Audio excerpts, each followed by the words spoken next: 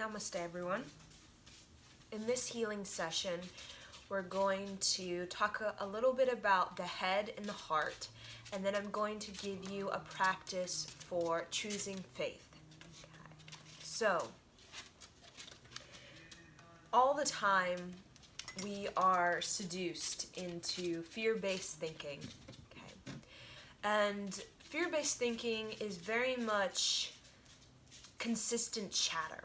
Okay, so whenever we are getting into that fear-based thinking, we tend to think a lot. Okay, all of the reasons why we shouldn't do that, and then why we're not worthy of that, and then that, and oh, that's gonna go wrong because in the past that went wrong, and that's gonna go wrong because of this, that, and the other. Okay, so it becomes this chaos. Okay, fear-based thinking is very fast, and we become very neurotic. We're impulsive. We're reactive. Okay, while heart is about faith.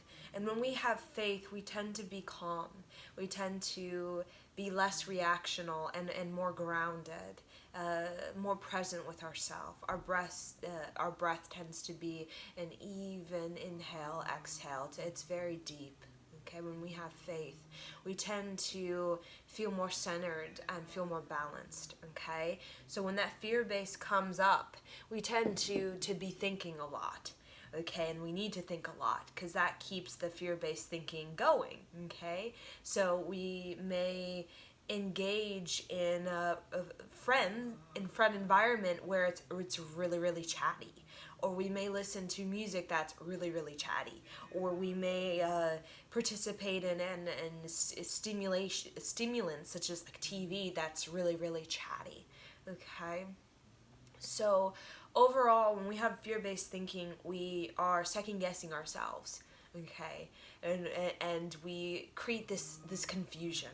When we second-guess ourselves, we're very much confused, okay? We're confused about what's the right decision, what's not the right decision, what action should we take, what action should we not take, and it becomes quite complicated, right? It becomes complicated, okay? While faith makes it it simplifies. Okay, and it makes it subtle, and it makes it grounded, and it centers us into like a basic living, which is patience, tolerance, compassion, okay, acceptance. Okay, so a part of my journey of choosing faith, I'll give you an example. So living in this new area, I've found it you could say the challenge of finding the right job for me when it comes to working with children.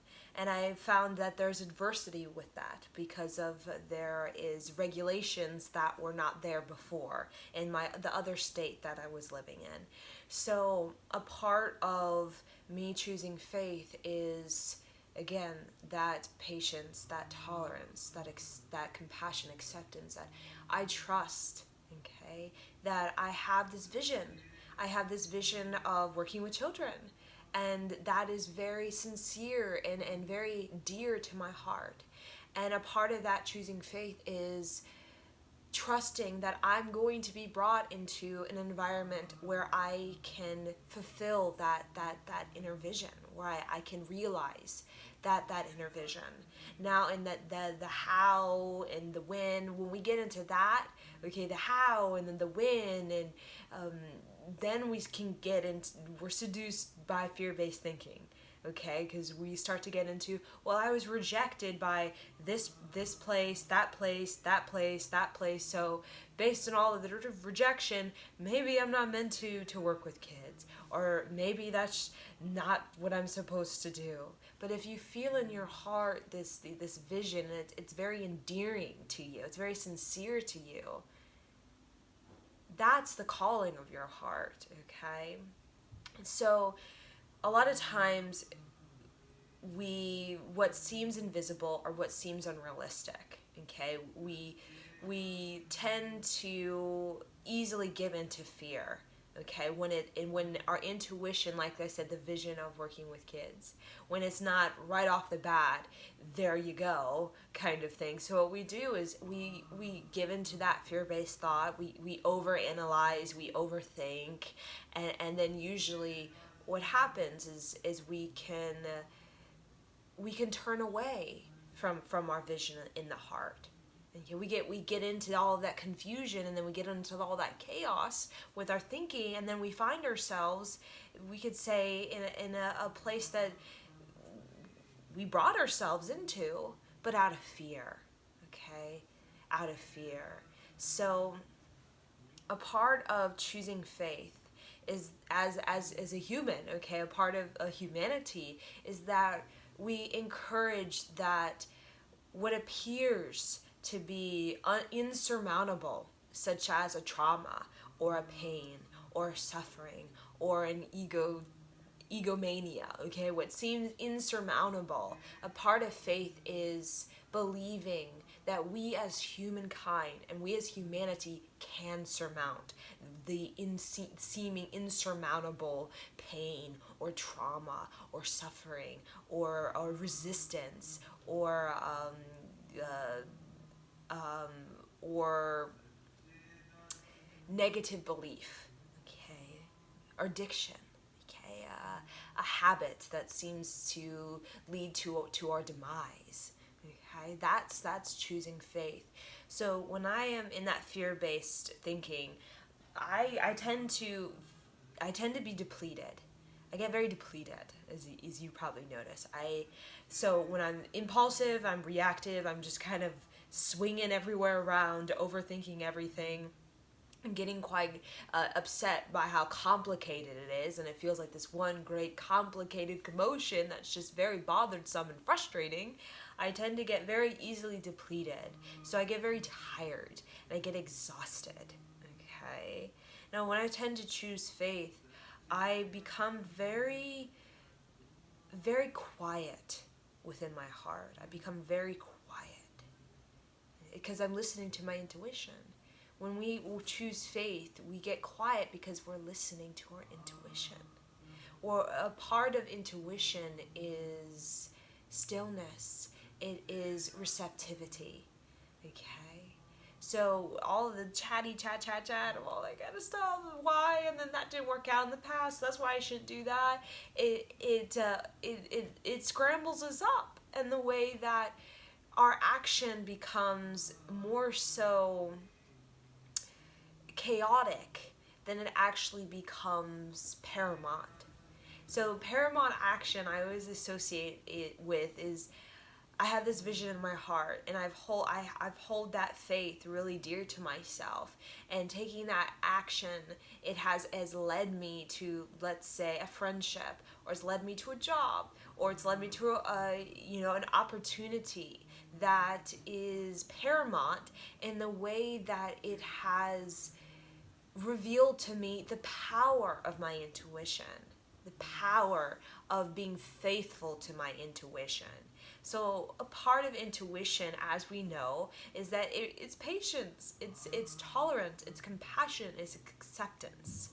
Okay, so if we don't develop that within ourselves, what's going to happen is that the vision, it doesn't unfold the way that our mind is assuming it should unfold, and then we're so easily seduced into the fear thinking, and then the overthinking, and then the overanalyzing, and then everything's complicated and everything's confusing.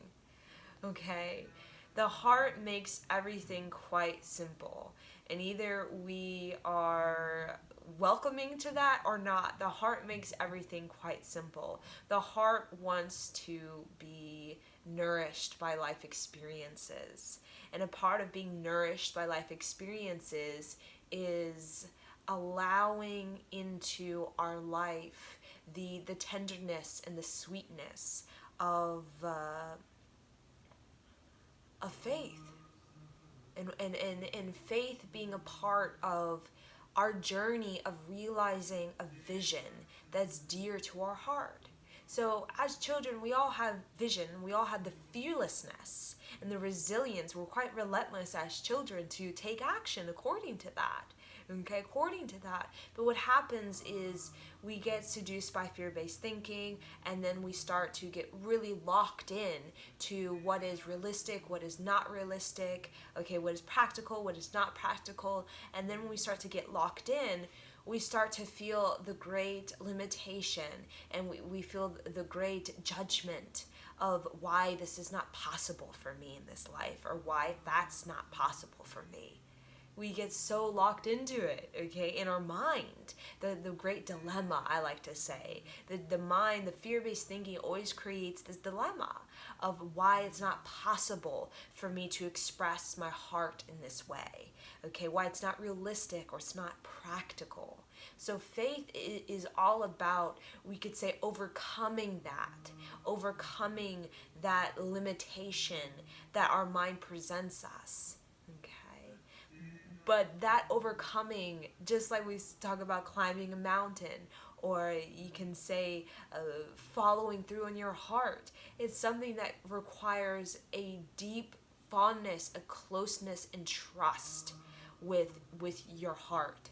Because if you don't have that fondness, if you don't have that closeness, if you don't have that trust with your heart, it's like the Wizard of Oz. You're on this yellow brick road and you don't really know where you're going, and it's quite unseen and it's quite uncertain, and you meet these people and you have these interactions, and they're quite seem spontaneous, and but they're all sort of interconnected, like the Wizard of Oz and the yellow brick road.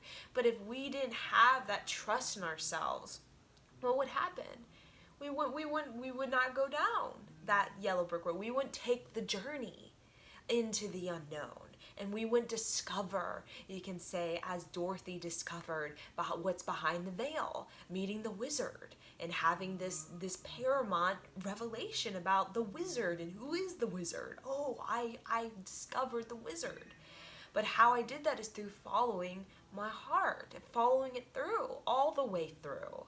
So that's why when we think about the heart, we think about courage, and we think about character, and we think about charisma. Okay, we always, when we think of the heart, we always think of the lion-hearted being. The lion-hearted being, which is usually a person who is beastly organic in the way that they really trust themselves. And they tend to be very expressive, and they tend to be very creative, and they tend to be out of the box, okay? They tend to be quite original in the way that they're creating a possibility from nothing. It's like the Wizard of Oz, even the book, the story itself, it comes out of nowhere. It comes purely out of somebody's heart. Like Dr. Seuss. Dr. Seuss it comes from nowhere. He brought that vision from his own heart. He made it possible for the whole world of what we know as the Dr. Seuss world. What we know as the what do they call it? The Grinch world. There's all the little people, I forget their name, but you know, those people, the Seussville, I don't know what they're called. But yeah, he made it possible for his vision to be, because he followed through as even the author of that great story of Wizard of Oz made it possible through following the heart. So during those times, we could say that maybe it didn't seem realistic or practical to have this vision and to make it possible, to make it realistic, to make it practical. But a part of faith and choosing faith is, like I said, it is humans' way of surmounting what seems insurmountable.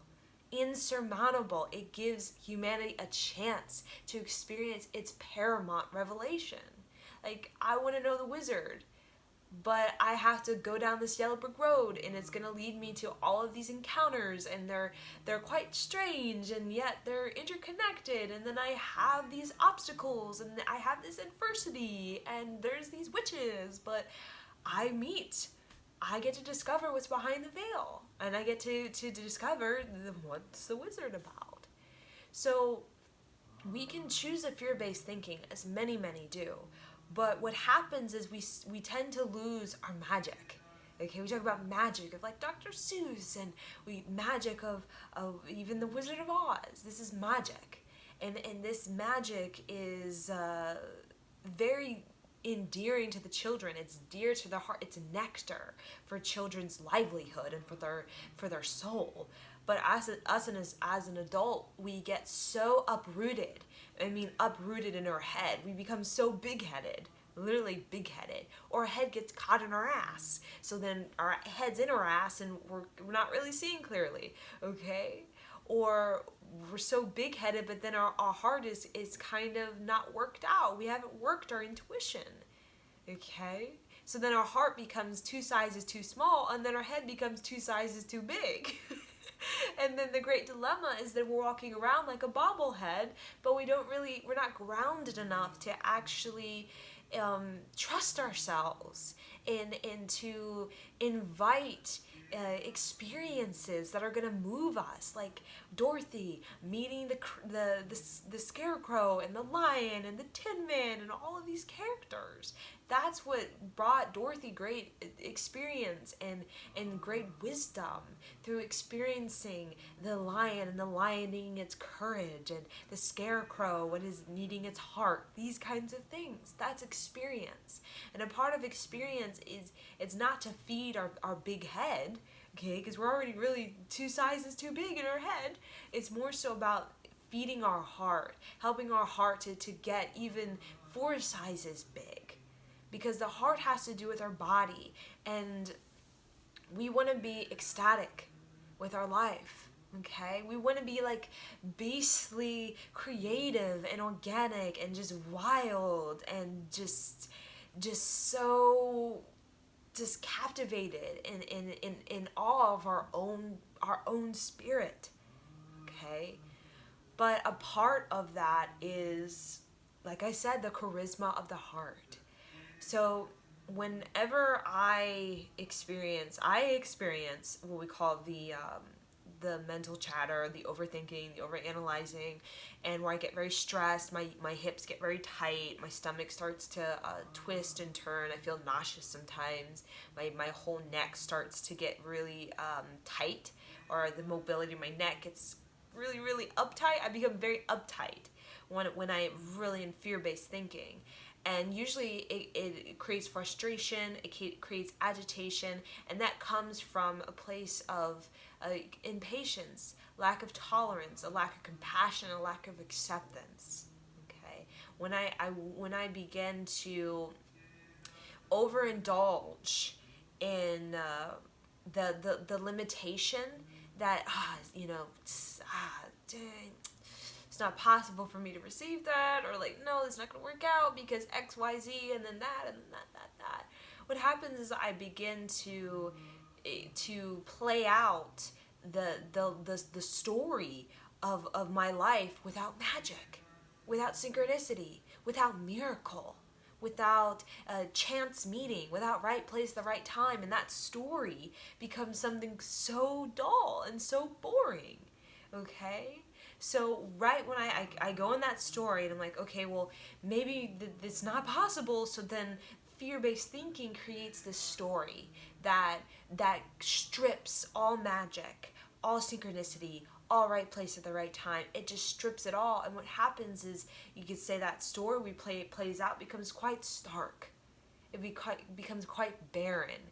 So there are people who have a really big head, okay, and they think a lot, and they're really good at thinking, but yet they're stark.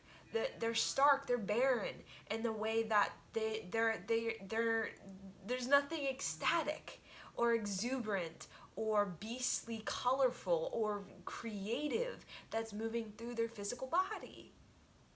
Okay? So a part of what my journey of really reeling it back in, okay, it's getting way out there in some story of some reality of my future that is quite very upsetting, because it's like, oh my god, like, that's not really magical, me indulging in that story. So I reel it back in, and I bring it back to faith. So when I choose faith, okay, I passed the test. And I tell myself all the time when I'm returning back to faith, I said, I've passed your test. You little demon, I've passed your test, okay? And just making it light like that, okay? As you notice, I kind of laughed.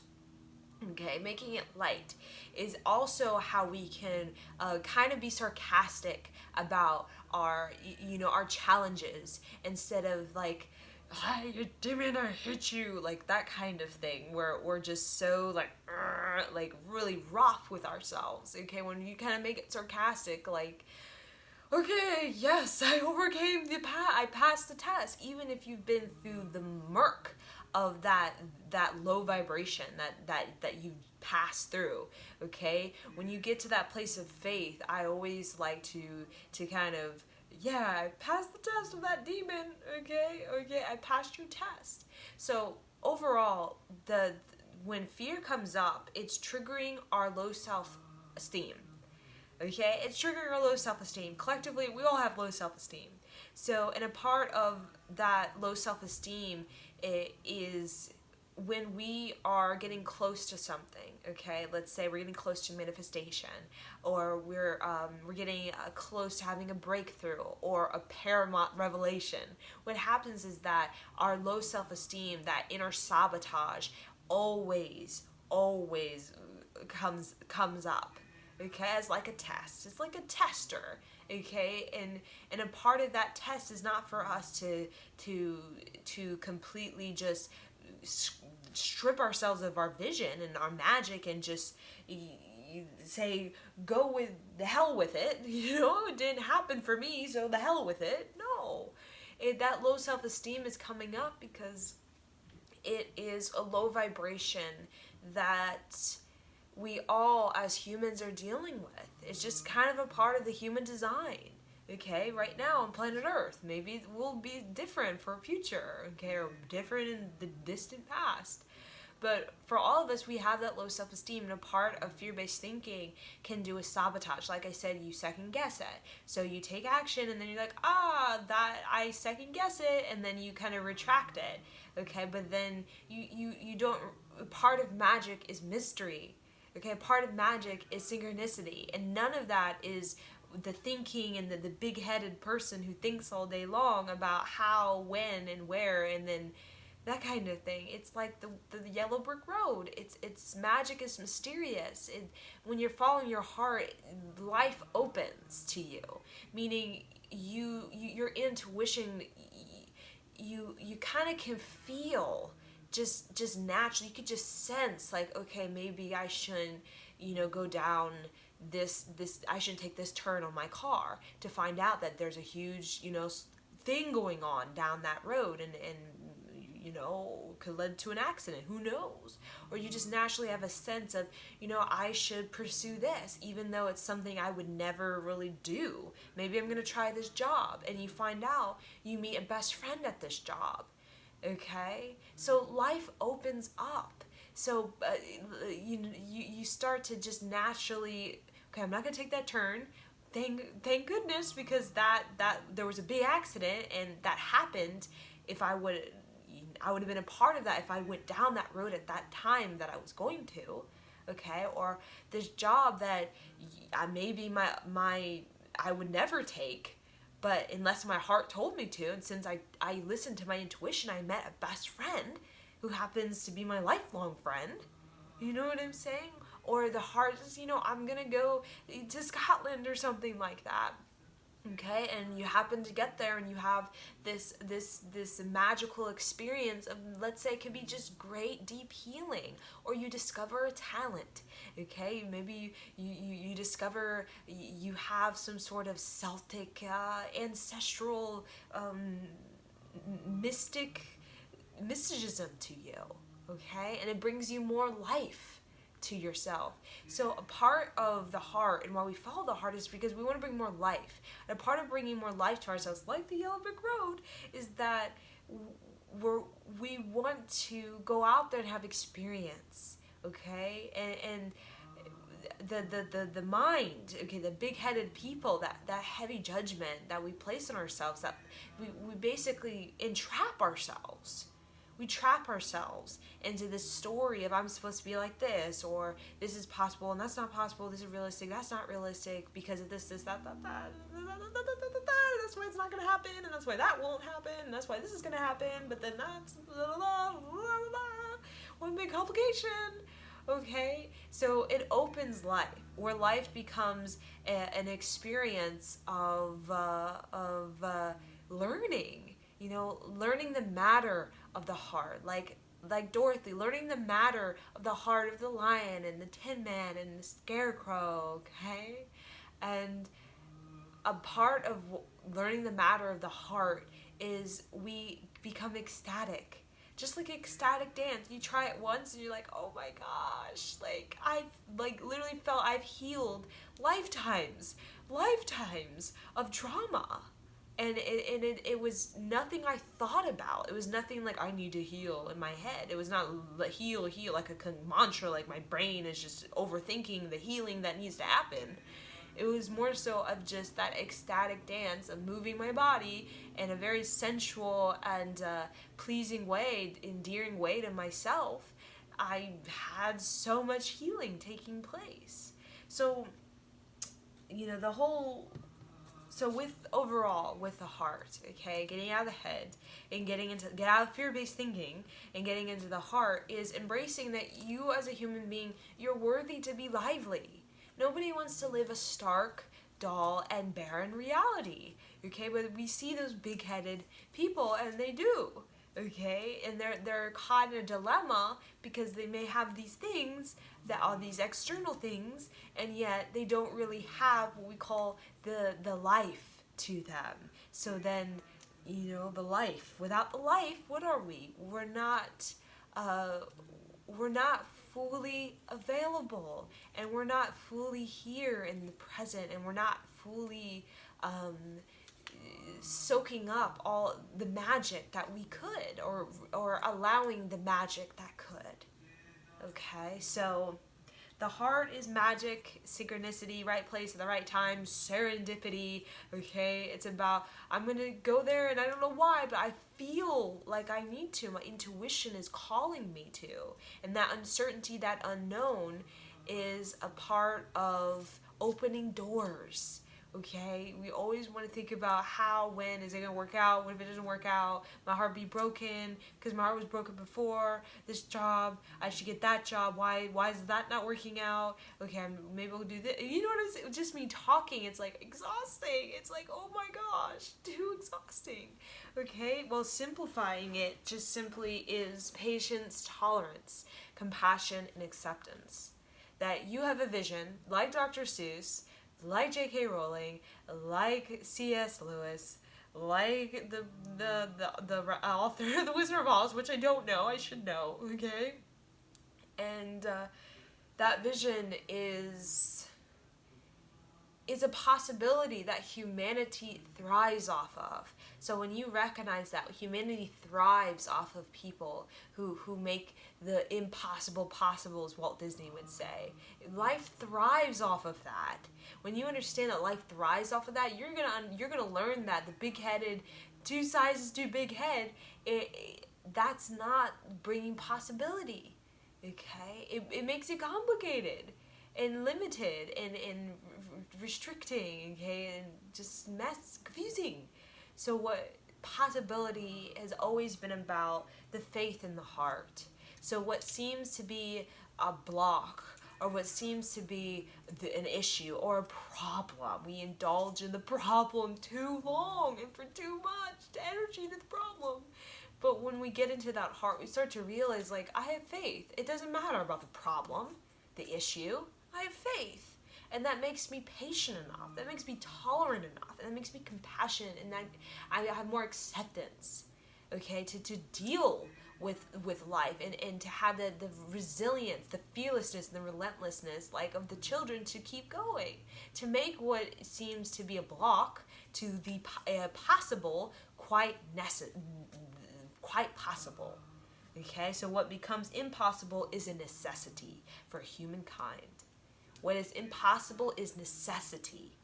What is impossible is necessity in order to keep human, what we call, not just alive, like zombies are alive, but alive and thriving like a garden of beautiful spring flowers, thriving. Okay, so I'm gonna give you just a little thing for your opening of your heart. Okay, to get your head out of your ass. And out of whatever your indulgence is, okay, your fear-based thinking. I'm gonna get your head a little bit smaller, so we don't need bobblehead kind of going on, and I'm gonna help you to get your heart 2 sizes bigger than what it was before, okay, so that you can have more magic and synchronicity and serendipity in your life, so that you can be more creative and sincere, and you could be more beautiful, and people are looking at you like, wow, this person's radiant, they're so beautiful, like what happened? Because you have more faith. People who have faith are quite beautiful, okay, because they represent humanity in its possibility, which is to make vision come true, make a vision come true. Okay, so here we go.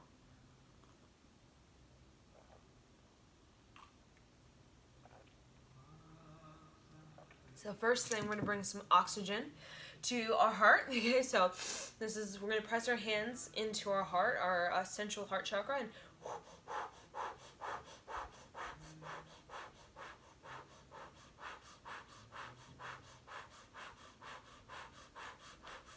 so it's like a cannon fire, and you could see that I have my cheeks kind of puffed like a puffer fish, and then I'm pumping the navel in and out, in and out. So pressing into the heart.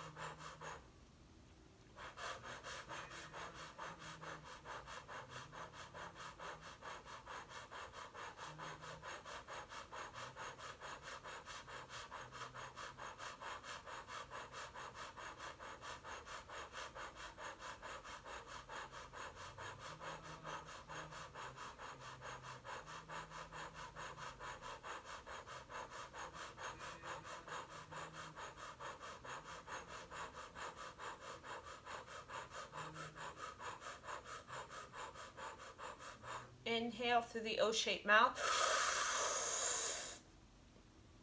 Press into the heart. Press the tongue on the upper palate. Squeeze up mula bandha, sex organ, rectum, navel, belly button, spine, chin tucked in.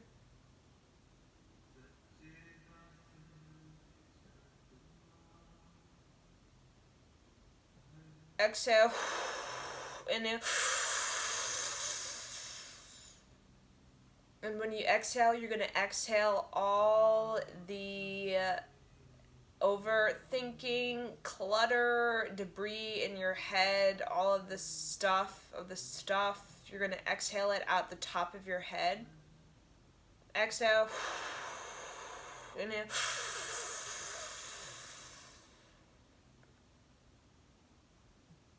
Again, really consciously release all of that complication, that commotion, all of that clatter you have in your thinking that's really making it too noisy to actually listen to the subtlety of your heart. Exhale. Okay, so now what we're going to do is we're going to sit on our knees, and we're going to have our knees very wide, so as wide as you can, okay? So part of getting into the heart is getting into the body. I'm going to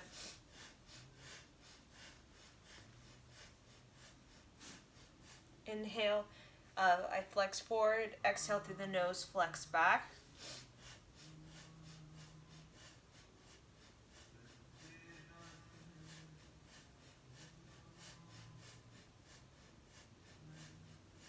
So be very, you could say, sensual with it.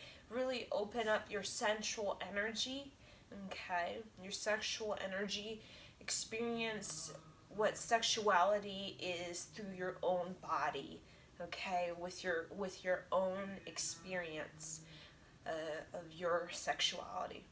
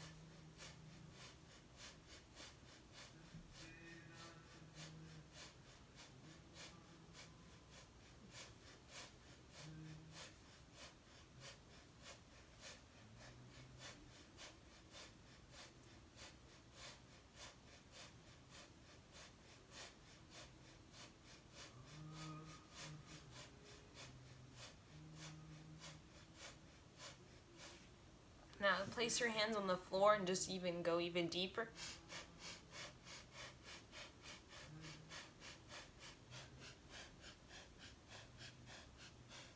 So I'll show you from the side. It's almost kind of like a hump. It looks like a hump, but it's okay. So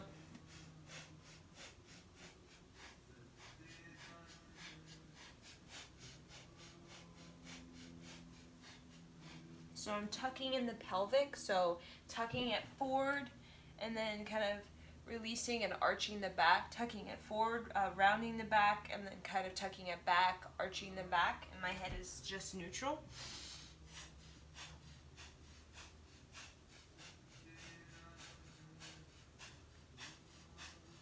So inhale, exhale, inhale, exhale.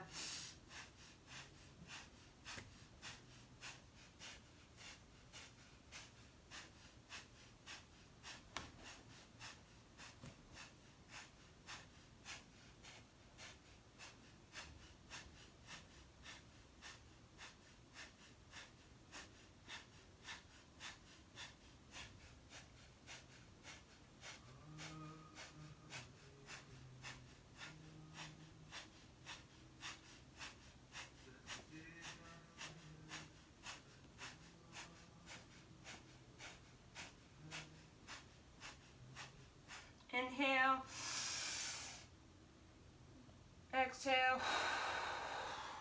Okay, so now you're going to rotate. So I'm rotating counterclockwise and just really rapid.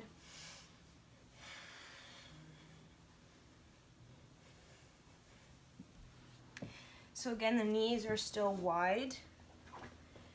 Okay.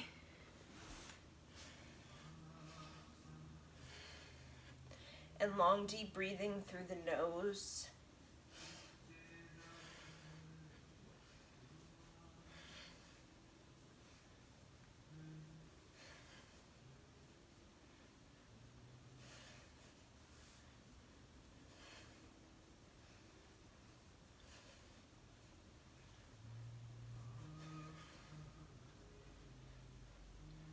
And then clockwise.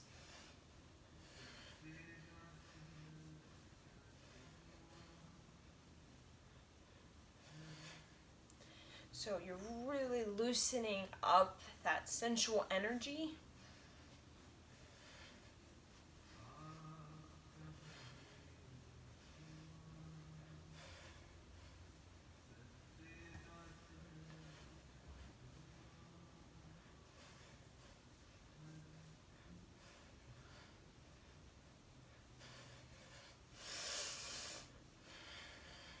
So you're creating a heat, as though you have your furnace and you're lighting up your furnace. So your furnace heats up the entire house. So we're going into the basement and we're lighting a match in our furnace and we're warming up our body. We're warming up our hearth. Okay, the hearth is the heart of the home. When there is no warmth in the hearth, there is no life. Life, we know, is the kitchen. It's the place of the mother, the place of the children, the place of life. But when the fire isn't going, there's nothing going on. So let's bring some fire to our heart again. So that our kitchen, our hearth, okay, the place where we brew up and tell stories, can be a beautiful place of family gathering, of love and intimacy and connection and friendship. Inhale, exhale. So now what we're going to do is we're going to come on to our knees and our hands, okay, and we're just going to really go very sensual.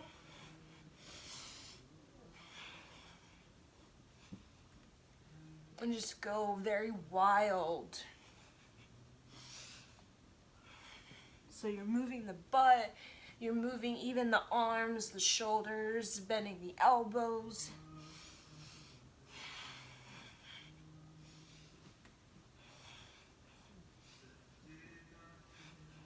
Like go fast and wild, fast and wild. Go very ecstatic with your body.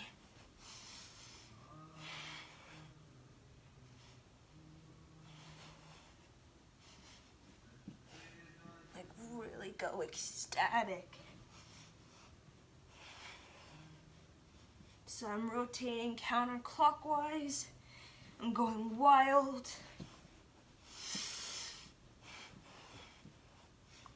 Even more wild. Really put some heat in your body, put some heat in your chest. Get out of your head, get into your body. Okay, and then clockwise.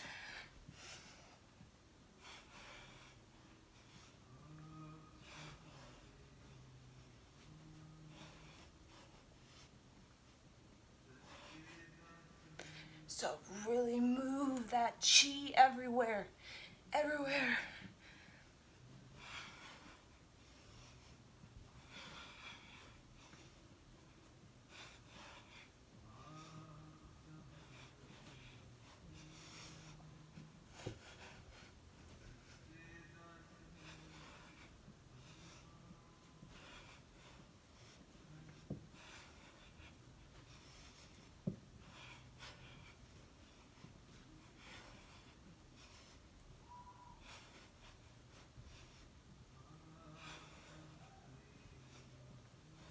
Inhale. Exhale. Okay. Have your hands up and just like I'm just shaking the wrists.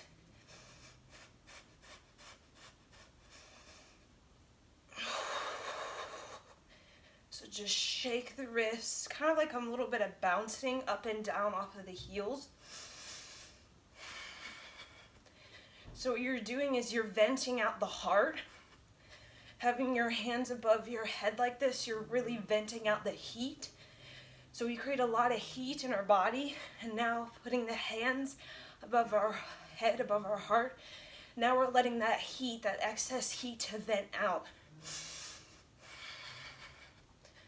So think really out, out, out, out, moving that excess heat of anger, frustration out.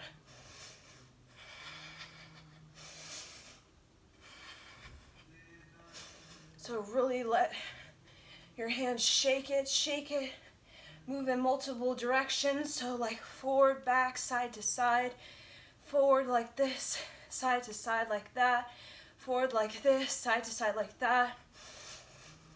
You can even go in all directions, like move your hands in all directions like crazy. Go crazy with the wrists. You're like, should feel a sweat. You should feel a sweat. So you're really in your body.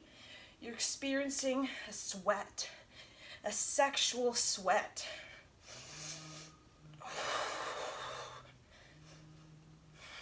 Really go wild with the wrists. Go wild. Be very wild. Vent out the heart now. Get all that heat. Get that heat going in your body. You're not meant to be a cold, stark planet with no life or a big-headed man or woman. You're meant to be the heat of the earth, full of storytelling, intimacy, community, connection, spirituality.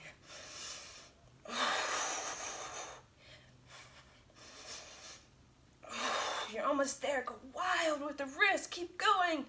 Go wild, wild. Get the heat out. Get the heat moving.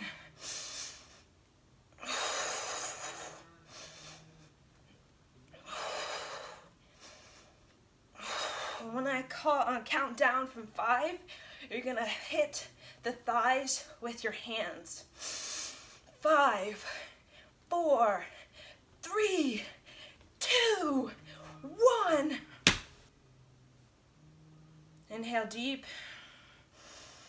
Let that energy settle. Let it settle. Long deep breathing in and out.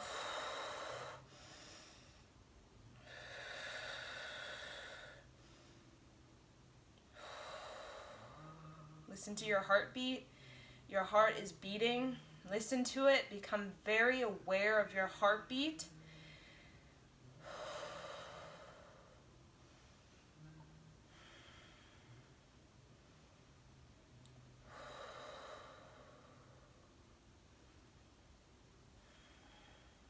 Okay, come seated on your bottom. So if you need to, so I'm sweating. You can see that I'm definitely clearly sweating. So what we're gonna do now is we're gonna place the hands behind the neck like this, and we're gonna push up. So it's almost like we're pulling our head out of our ass, so you're like pulling your skull up. Inhale to the left, exhale to the right through the nose.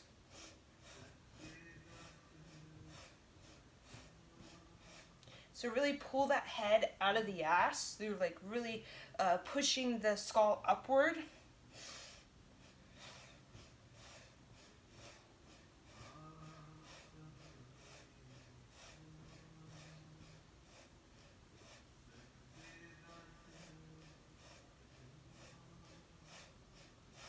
Deep breath. Inhale, exhale should feel very paramount.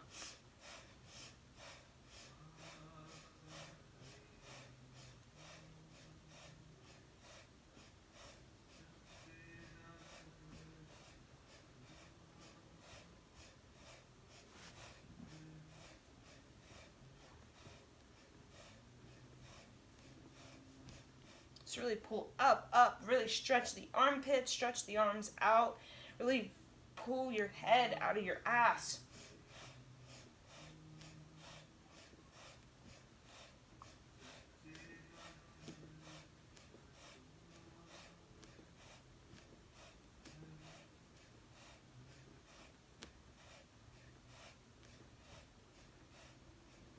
Inhale, tucking that chin really tight, hold in that long, deep breathing.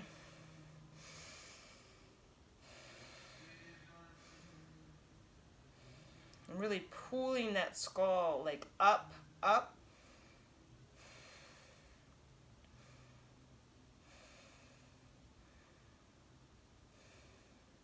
Okay, inhale, exhale. Okay, now we're gonna come onto our knees again, and we're gonna come. Got my pillow, my lovely pillow. So we're gonna have our knees wide again, and we're going to literally move around. So I've been moving counterclockwise, and I'm just really moving around. So I'll show you from the side. So it's very sexual, it's very sensual.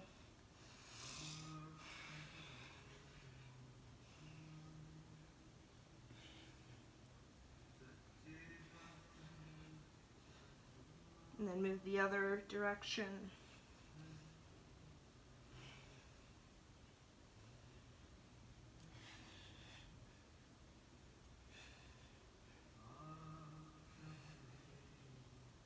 And then again, we're gonna come forward and back. So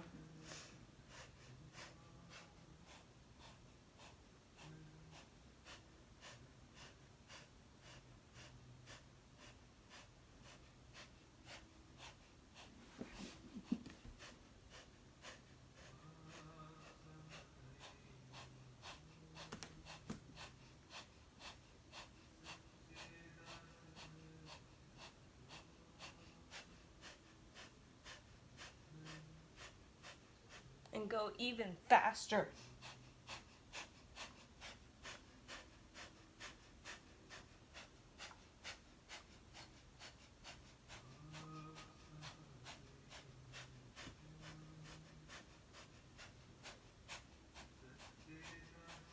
Inhale, exhale.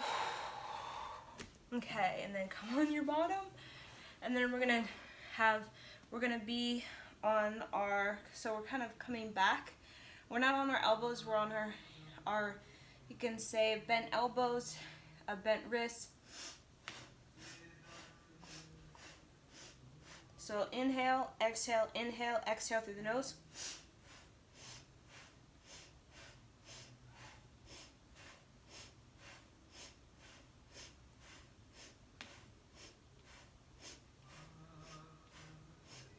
This is the last physical posture, so give it your all. You're creating a lot of heat throughout your entire body, and we're going to use this heat to energize and awaken the heart.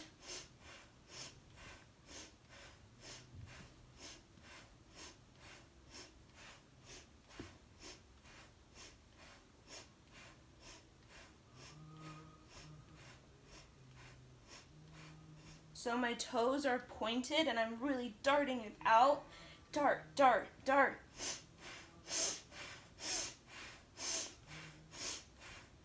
Inhale, exhale through the nose.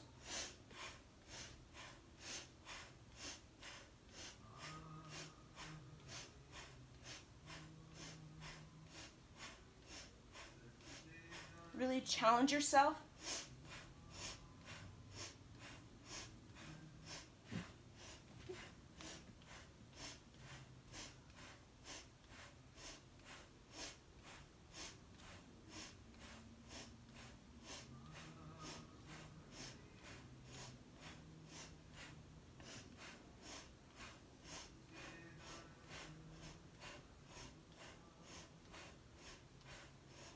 You have 30 seconds.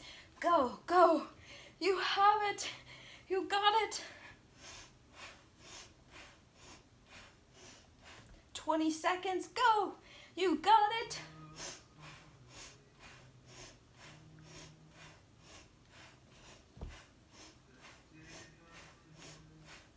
You have 8 seconds. Go.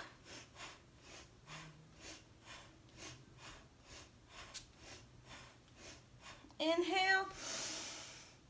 Exhale. And just shake the legs. Shake it. So now we're releasing heat out of our legs, loosening up the thighs. If you need a pillow under your butt, that's good. So just shake the legs, jiggle all of the tension out of your lower body. Press the back of the neck into the ground. Really shake it out. All of that tension in the hips and the knees and the ankles.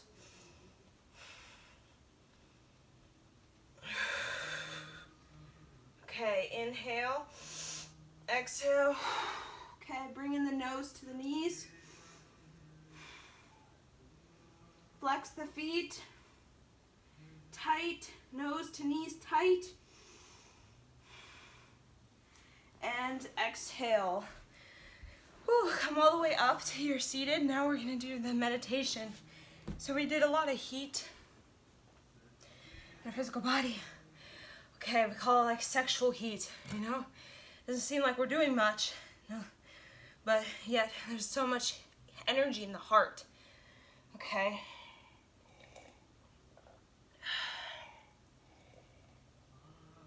I'm drinking my tea. Okay.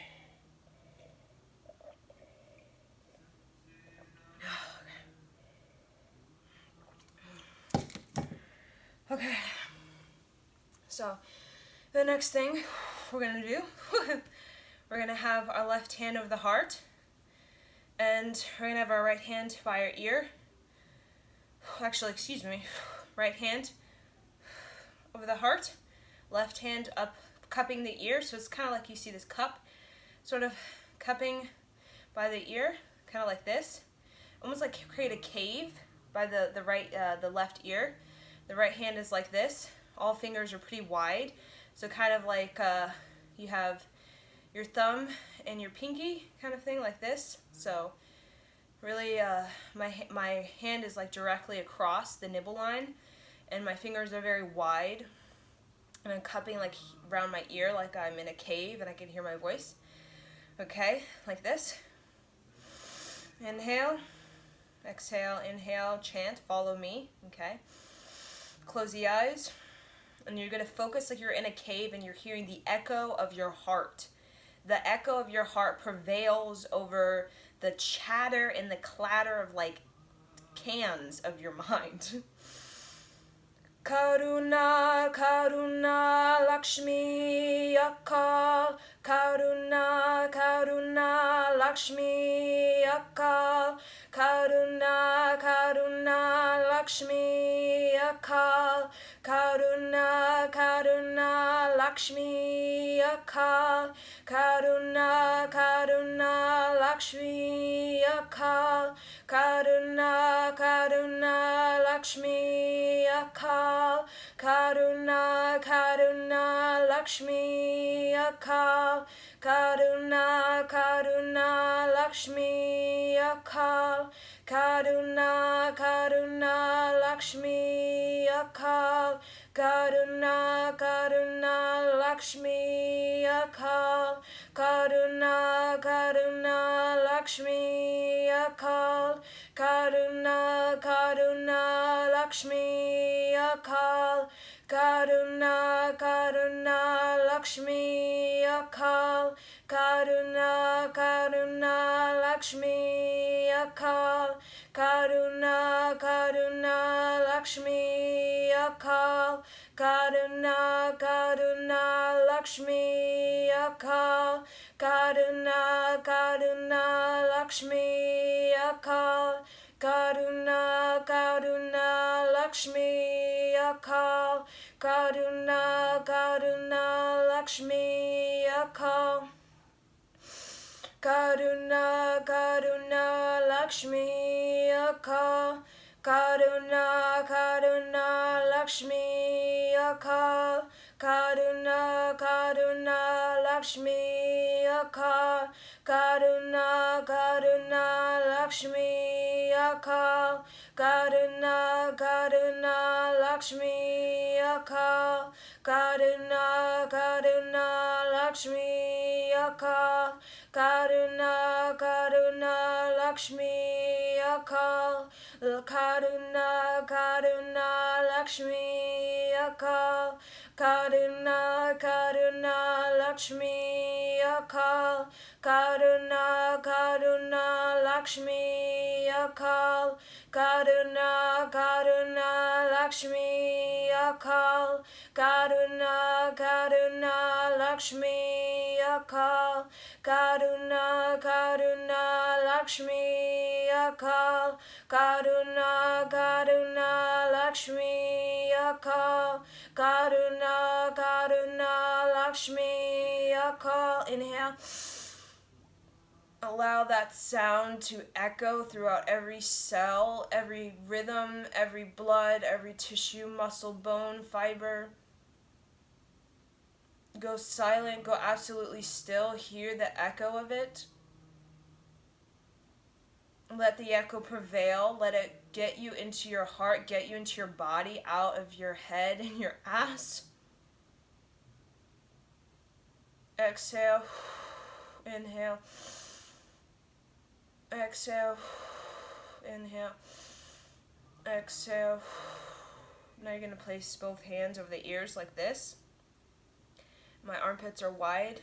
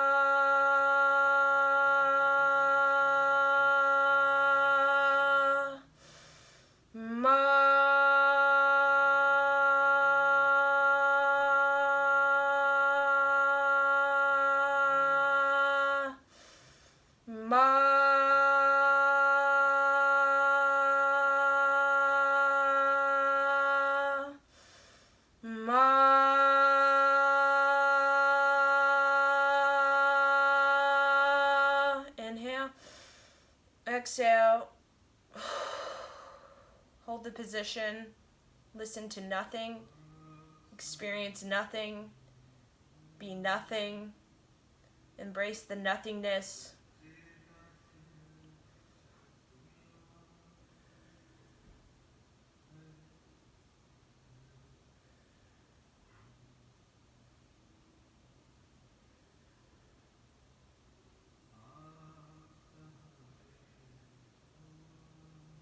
Inhale.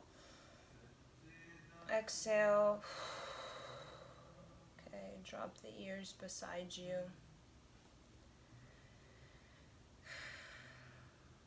Feel your heartbeat. Feel it very big, bold, brave. Big, bold, brave your heart is.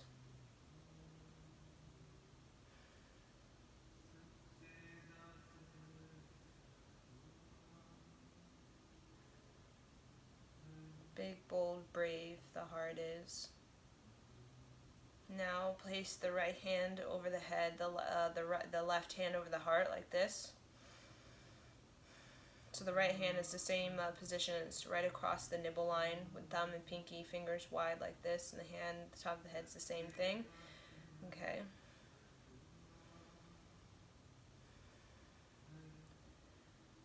am the grace of God.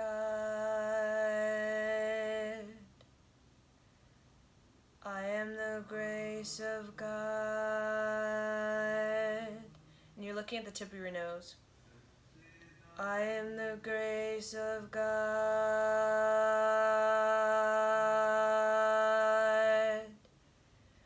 I am the grace of God. So we're creating a vibration. So let your throat vibrate like, I am the grace of God.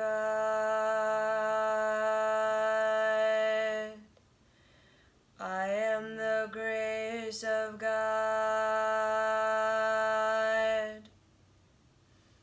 I am the grace of God. So feel that vibration in your chest, feel at the top of your head. And with that vibration, what you're doing is you're vibrating your heart and your head back into a balance. So where your heart is not 2 sizes too small and your head is not 2 sizes too big. Your heart is big, your head is soft, your mind is spacious, your heart is creative. That's the natural dance of the head and the heart. I am the grace of God. So visualize it almost like a serpent, and it's just serpenting through your voice, through your throat. There's a serpent, snaking the ground. I am the grace of God.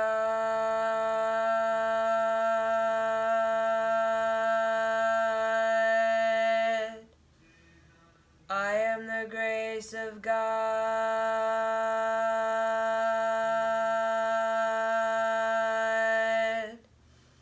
I am the grace of God.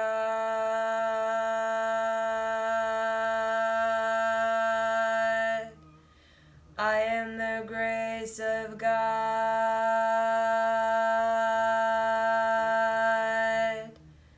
I am the grace of God.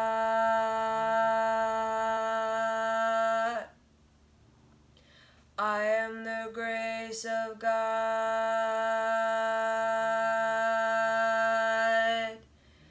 I am the grace of God.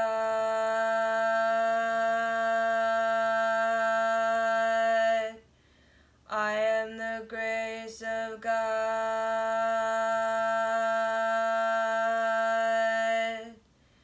I am the grace of God.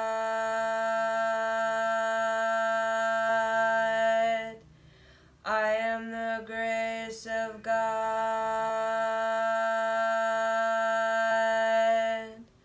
I am the grace of God.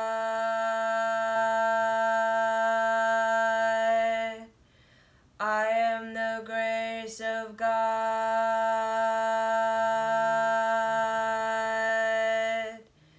I am the grace of God.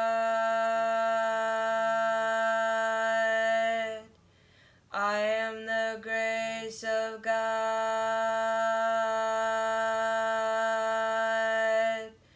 I am the grace of God. I am the grace of God.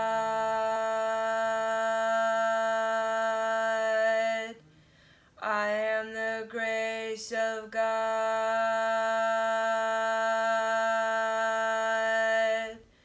I am the grace of God.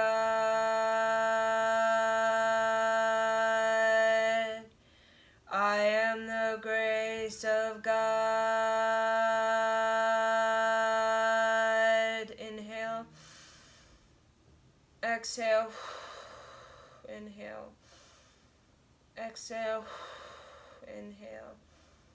Exhale. Okay, you can bring the hands down. Feel the adjustment that you have with your head and your heart. That vibration you're creating in your heart. So now with the hands pull, kind of like you're pulling your breasts away from each other, and you're really focusing on the sternum, this thymus gland. Okay, and it's almost though you're opening up that heart. You're going to close your eyes and really opening up that heart, and you're looking into that heart with your third eye. So it's almost as though you're opening up, almost like you're opening up your chest, like you're almost what you call kind of opening yourself, opening your body, and you're like looking into your heart. You're looking into almost like what do you call an emerald lotus flower. So emerald's like a particular green. You all know the emerald green. So it's an emerald green flower, and in the center of this flower, this lotus flower, is a soft pink. So there's a soft pink inner flower. Okay, so there's an outer emerald green flower, and then when we look into the heart chakra, we see a soft pink flower within the larger emerald green flower. So look into your heart, look deeper, and in the center of that soft pink flower is an opal crystal that is for you, like almost like a pearl in a shell. And this opal is what we know. It's a white crystal that it gleams and shimmers rainbow energy, rainbow light. So imagine this opal in the center of your soft pink lotus flower, and it's like your precious gem to your heart. It's in the deepest layer of your heart, this opal crystal that is in the center of your heart chamber. This opal crystal in the deepest, and when you look into your heart with your third eye, it's in the deepest part of you, this opal crystal. And you're just going into it, you're using your third eye, and you're going into that opal crystal. You're looking into that white energy full of rainbows, okay? White energy full of rainbow light. White full of rainbow light. You're looking into that. You're bathing yourself in that. You're becoming enchanted with your heart again. You're becoming lively with your heart again. You're becoming tender. You're becoming sincere and endearing just through remembering this emerald green flower. Within that is a soft pink flower, and within that is an opal crystal. Very much like Russian dolls, a doll within a doll within a doll within a doll. This is your beautiful fractal heart energy. So now go deep and allow this fractal energy to keep folding and unfolding and folding and unfolding. You're unraveling the many layers like petals to your heart, and there's just so many. And you could go deeper and deeper and still never find the end. So just go deeper into your heart, deeper into this opal crystal where there's just rainbows and rainbows and rainbows and rainbows within rainbows within rainbows. And it's just a never ending, always unfolding experience. So really connect with that tender, endearing, and sincere frequency of that heart. And really capture it, really be present with it, really be in awe with it, really incorporate it into your life, become of it, and understand it as your faith. This is your frequency of faith. It is sincere, it is endearing, it is simple, and it is subtle, and yet it is so fulfilled, and it is so well. So experience this wellness of your heart, this wellness of your emotions, and understand that frequency of that opal white with rainbows upon rainbows upon rainbows upon rainbows upon rainbows is your creative fulfillment, you could say, your creative fulfillment, to have intimacy and depth and faith and charisma and possibility for your life that is very much original to who you are as a soul. Like Dr. Seuss and like the author of The Wizard of Oz and like C.S. Lewis and all these magical people who brought such miracle and possibility and something unique to planet Earth. Really connect with that again. So if you feel like you're way up in your head, or if your head's in your ass, or you got some egotistic head of yours, okay, there's no need to feel judgmental. It's just getting back into the subtlety, the simplicity of your vision, the vision of your heart chakra, the vision of this energy. Really capture it, paint it, color it, really make it like a mandala that's so crystal clear in your vision. Make it a mandala that's so crystal clear in your vision. What is this beauty called the heart? What is this emerald green and soft pink within the emerald green, and then the opal within the soft pink? This opal crystal, rainbow upon rainbow upon rainbow, within rainbow. Really paint, color it in your vision of this perfect mandala that is yours. This is yours. This is your art canvas of the heart. It's your choice. You get the free will to do with what you will with your emotional wellness. You can be an emotional mess, emotional toxic person. You can be emotionally negative, emotionally positive. Your heart is your canvas. You get to do what you want to do with your emotions in this life. But I'm giving you a tool for emotional faith, so that you are never trapped, and you're never feeling stuck. You're never feeling stark, and you're never feeling stagnant within your emotions. You're recognizing that there's a door within a door within a door, and you never have to emotionally dwell in anything. You can emotionally set yourself free. You can emotionally fly. The wings of an angel are not wings that we make up in our head and think and think and think. Wings of an angel are actually the electromagnetic field of the heart.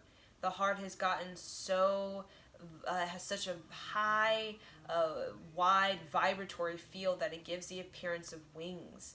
When the heart is so big, it appears that there's this field around a person of literally colorful emerald green, soft pink, opal colored wings. It's because of the heart. It's the heart in front and it's the heart in the back that gives this appearance of flight. When your heart is flying, you are flying as like the appearance of an angel. You become a guide, a teacher, an intuitive person. You become an emotional well-being. You become a spiritual alchemist. So we alchemize through our emotional body. We don't alchemize through our thoughts, thinking all day, okay? Our mind can organize, can consolidate, can get to the point, okay? It can cognitively make understandings and have a rational perspective. But the heart is the true alchemist in the way that when we align to certain emotions, we have power. Emotion is power, true power, alchemy power, okay? Because it gives us the life force we need. The thinking doesn't give us life force. The heart gives us life force. So if we're feeling like we're not having much life force moving through us, okay, the heart needs to be moved in a certain way. It needs to be serpented through the ground, snaked through the ground, and that's what gives the heart energy, life force. And when we have emotions, even anger or frustration, those emotions can be so much energy, okay, but that's for destructive reasons, meaning we using that energy to destroy ourselves or to destroy other people or destroy nature, okay, but we also have emotions of great faith and great courage and a great character and creativity, and those emotions bring us we can say a high manifestation of a reality that we would like to experience. It gives us a high manifestation of a reality we would like to experience. So really tap into, what are you emotionally manifesting? What is your emotions, and what are those emotions manifesting? Are they manifesting stagnation, or are they manifesting fresh beginning? Look at and see, make that connection now of how, okay, so if these emotions that I'm connecting with are not something that is bringing me the reality that is most energizing and fulfilling for my emotional well-being, how can I capture an emotion within my heart that can bring me a greater feeling of faith and a greater feeling of trust, so that I can make that, so I can allow that open door to happen within my reality, that open door that leads me to something unknown, something uncertain, that's going to really move me, and I want to be moved. So whenever you're connecting with the heart, it's because you want to be moved. So we connect with the heart because we want to be moved. Because something's, maybe we're stagnant or we're dull, lackluster, lethargic. So we connect with the heart so we can be moved again. We go to concerts because we want to be moved. We go to watch ballet because we want to be moved. Okay, we have children and we watch them play because we want to be moved. We watch sports, we want to be moved. It's all about we're wanting to be moved. That's why we connect with that heart, and that's why we're drawn to people who have such a big, gigantic heart like Dr. Seuss, because we want to be moved. We want to be moved in our heart. We want our emotions to be moved. When our emotions get stuck and sticky and clumpy like a swamp, okay, we want to be moved because we don't want to live in the swamp of our past and all of the emotions of the past and the childhood and all of that. We want to be moved. We don't want to be a swamp. We want to be fresh energy, fresh water. We want to be clean. We want to be fresh water, not swamp with bacteria and some dirty stuff. But a part of that being fresh, clean water, like we think about a pure waterfall or a pure lake, okay, a mountain water, okay, is movement. Movement like the waterfall. Okay, movement like the water falling down the mountain into the lake.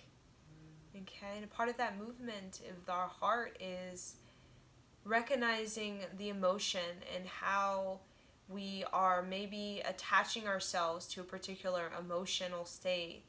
And is that emotional state actually moving me? Or is it blocking me? Is it keeping me swampy? Or is it keeping me like water flowing down the mountain? So you have to decide, like, what are you doing? What's going on with your emotions? Are they becoming swampy? Or are they moving down the mountain? Like water moving down the water to a beautiful, pure water lake. And the way that we can direct our emotions is through our faith and through taking action in the direction of that emotional well-being that's going to give us more energy, that's going to give us more life and more liveliness and more jazz and more spirit. That's the energy, that's the action that we need to take that's going to give us more life, more energy, more love and more excitement and sincerity and something that's endearing. Let's move into an endearing action that's with endearing people and endearing travel experience and endearing lifestyle and endearing what we're filling our mind with TV and Instagram, and let's fill it with something endearing so that it makes us feel moved rather than makes us feel swamped and complicated and messy. Okay, it's simply just directing those motions towards what is going to make us feel more lively and more simplistic and more subtle and more endearing and sincere. Okay, so inhale, exhale. Okay, really pull that heart open. Imagine a light, like a lighthouse beaming, radiating from that heart. Inhale, really press the shoulder blades together. Tuck in that chin, hold the breath, really squeeze that heart open, chest, open up that thymus, open up that heart, create space for that heart to radiate and shine through. Do not fear, have faith, have faith, have faith. Exhale, still hold out the breath.